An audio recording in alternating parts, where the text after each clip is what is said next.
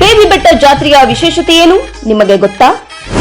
ರಾಜ ಮಹಾರಾಜರ ಕಾಲದ ಗತ್ತು ಹಳ್ಳಿಕಾರೆತ್ತು. ಸಕ್ಕರೆ ಬೀಡು ಮಂಡದ ಸಂಪ್ರದಾಯದ ಬಿಂಬ ದನಗಳ ಜಾತ್ರೆ. ನಾಡಿನ ದನಗಳ ಸಂಕುಲ ಉಳಿಯಲಿ, ರೈತನ ಬದುಕು ಹಸನಾಗಲಿ.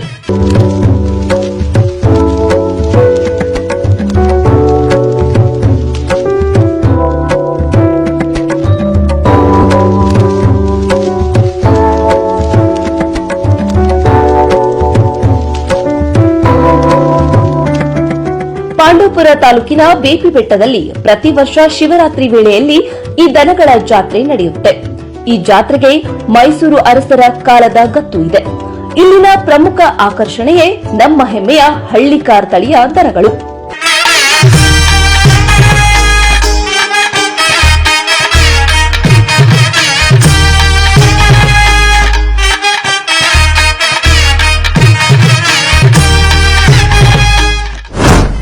ಹಳ್ಳಿಕಾರ್ ದನಗಳ ದರ್ಬಾರ್. ಬೇಬಿ ಬೆಟ್ಟ ಜಾತ್ರೆಗೆ ಸುಮಾರು 150ಕ್ಕೂ ಹೆಚ್ಚು ವರ್ಷಗಳ ಇತಿಹಾಸವಿದೆ. ಮೈಸೂರು ಒಡೆಯರ ಕಾಲದಲ್ಲಿ ವಿಶೇಷವಾಗಿ ಹಳ್ಳಿಕಾರ್ ತಳಿಯ ದನಗಳನ್ನು ಯುದ್ಧದ ಸರಕು ಸಾಗಣೆ ಮತ್ತು ಕೃಷಿ ಕೆಲಸಗಳಿಗಾಗಿ ಅರಸರು ಬಳಸುತ್ತಿದ್ದರು. ಅರಮನೆಯ ಹಟ್ಟಿಗಳಿಗೆ ಬಲಿಷ್ಠ ಎತ್ತುಗಳನ್ನು ಆಯ್ಕೆ ಮಾಡಲು ಇಂತಹ ಜಾತ್ರೆಗಳು ಪ್ರಮುಖ ವೇದಿಕೆಯಾಗಿದ್ದವು. ಬೇಬಿ ಬೆಟ್ಟದ ಪರಿಸರ ದನಕರುಗಳಿಗೆ ವಿಶಾಲವಾದ ಜಾಗ ಮತ್ತು ಮೇವು ಒದಗಿಸುತ್ತಿರುವುದರಿಂದ ಇದು ದನಗಳ ಜಾತ್ರೆಗೆ ಪ್ರಶಸ್ತ ಸ್ಥಳವಾಗಿದೆ.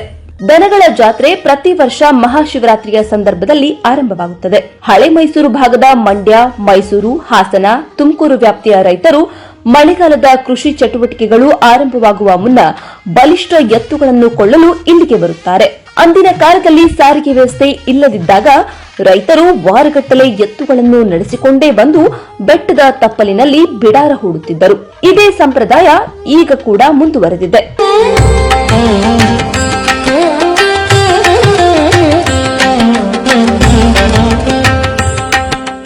ಕರ್ನಾಟಕದ ಹೆಮ್ಮೆಯ ತಳಿ ಹಳ್ಳಿಕಾರ್ ಸಂರಕ್ಷಣೆಯಲ್ಲಿ ಈ ಜಾತ್ರೆಯ ಪಾತ್ರ ಗಮನಾರ್ಹವಾಗಿದೆ. ಯುದ್ಧದ ಸಮಯದಲ್ಲಿ ಬ್ರಿಟಿಷರ ಫಿರಂಗಿಗಳನ್ನು ಎಳೆಯಲು ಈ ತಳಿಯ ಎತ್ತುಗಳನ್ನೇ ಬಳಸುತ್ತಿದ್ದರು. ಇದೇ ಕಾರಣಕ್ಕೆ ಉತ್ತಮ ತಳಿಯ ಎತ್ತುಗಳ ಸಂತಾನೋತ್ಪತ್ತಿ ಮತ್ತು ವ್ಯಾಪಾರಕ್ಕೆ ರಾಜಾಶ್ರಯ ಸಿಕ್ಕಿತ್ತು. ನಂತರದ ದಿನಗಳಲ್ಲಿ ಜನಸಾಮಾನ್ಯರ ಬೆಂಬಲ ಕೂಡ ದೊರಕಿದ ಪರಿಣಾಮವೇ ದನಗಳ ಜಾತ್ರೆಯ ವಿಸ್ತರಣೆಗೆ ಕಾರಣವಾಗಿದೆ. ಜಾತ್ರೆ ಸಮಯದಲ್ಲಿ ಬೆಟ್ಟದ ಮೇಲಿರುವ ಮಲ್ಲೇಶ್ವರ ಸ್ವಾಮಿ ಅಥವಾ ಸ್ಥಳೀಯ ದೇವತೆಗಳಿಗೆ ಪೂಜೆ ಸಲ್ಲಿಸಲಾಗುತ್ತದೆ. ರೈತರು ತಮ್ಮ ಜಾನುವಾರುಗಳನ್ನು ದೇವರೆಂದು ಭಾವಿಸಿ ಅವುಗಳಿಗೆ ಇಲ್ಲಿ ಸ್ನಾನ ಮಾಡಿಸಿ ಅಲಂಕರಿಸಿ ಪ್ರದರ್ಶಿಸುತ್ತಾರೆ. ಇದು ಕೇವಲ ವ್ಯಾಪಾರವಲ್ಲದೆ ರೈತರು ಪರಸ್ಪರ ಭೇಟಿಯಾಗಿ ಕೃಷಿ ವಿಚಾರಗಳನ್ನು ಹಂಚಿಕೊಳ್ಳುವ ಒಂದು ಸಾಮಾಜಿಕ ಮೇಳವಾಗಿ ಜನಪ್ರಿಯವಾಗಿದೆ. ಮಂಡ್ಯ ಅಂದ್ರೆ ಬರೀ ಕಬ್ಬು ಬೆಲ್ಲದ ಸಿಹಿಯಲ್ಲ. ಇಲ್ಲಿನ ಮಣ್ಣಿನ ಕಣಕಣದಲ್ಲೂ ಕೃಷಿ ಸಂಸ್ಕೃತಿಯ ಕಂಪಿದೆ. ವರ್ಷಕ್ಕೊಮ್ಮೆ ಇಲ್ಲಿನ ಬೇಬಿ ಬೆಟ್ಟ ಕೇವಲ ಪ್ರೇಕ್ಷಣೀಯ ಸ್ಥಳವಲ್ಲ, ಬದಲಾಗಿ ಅನ್ನದಾತರು ಮತ್ತು ದನಗಳ ಮಹಾಸಂಗಮದ ಸಾಕ್ಷಿಯಾಗಿದೆ.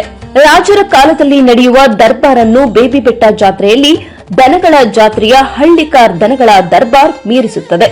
ಇಲ್ಲಿ ಸಾವಿರಾರು ಸಂಖ್ಯೆಯಲ್ಲಿ ಹಳ್ಳಿಕಾರ್ ತಳಿಯ ಎತ್ತುಗಳು ಮತ್ತು ಆಕಳುಗಳ ಮೇಳವೇ ಜೊತೆಯಾಗುತ್ತವೆ. ಜಾತ್ರೆಯಲ್ಲಿ ನೆರೆದವರಿಗೆ ಹಳ್ಳಿಕಾರ್ ತಳಿಯ ಎತ್ತುಗಳು ಮೈಸೂರು ದಸರಾದ ಆನೆಗಳನ್ನು ನೆನಪಿಸುತ್ತವೆ.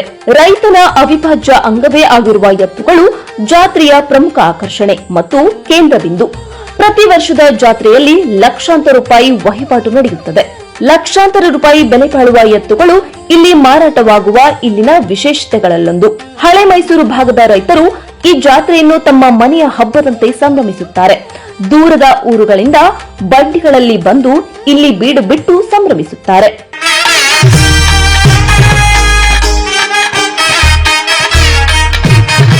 ಇತ್ತೀಚಿನ ವರ್ಷಗಳಲ್ಲಿ ಕೃಷಿ ಕ್ಷೇತ್ರದ ಆಧುನಿಕ ಉಪಕರಣಗಳ ಬಳಕೆ ಹೆಚ್ಚಾಗಿದ್ದರೂ ನಮ್ಮ ನಾಡಿನ ಹಳ್ಳಿಕಾರ್ ತಳಿ ಮೇಲಿರುವ ಪ್ರೀತಿ ಚೂರೇ ಚೂರು ಕಡಿಮೆಯಾಗಿಲ್ಲ.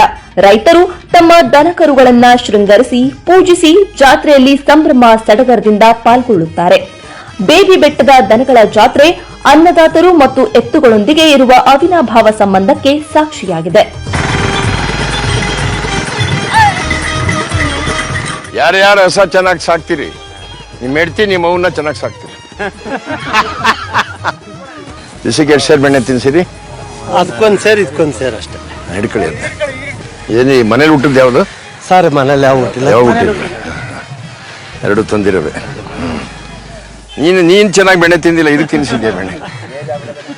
ಸಂಸ್ಕೃತಿ ಸಂಪ್ರದಾಯ ಮತ್ತು ರೈತ ಬದುಕಿನ ಜೀವಂತ ಸಾಕ್ಷಿ ಈ ಬೇಬಿ ಬೆಟ್ಟದ ದನಗಳ ಜಾತ್ರೆ. ಈ ಪರಂಪರೆ ಮುಂದಿನ ಪೀಳಿಗೆಗೂ ಉಳಿಯಲಿ ಅನ್ನೋದೇ ಕೆಎಸ್ ಪುಟ್ಟಣ್ಣಯ್ಯನವರ ಆಶಯವಾಗಿತ್ತು. ಇದೇ ಆಶಯವನ್ನು ಈಡೇರಿಸುವುದಕ್ಕೆ ಮೇಲುಕೋಟೆ ಶಾಸಕ ದರ್ಶನ್ ಪುಟ್ಟಣ್ಣಯ್ಯ ಕಟಿಬದ್ಧರಾಗಿದ್ದಾರೆ.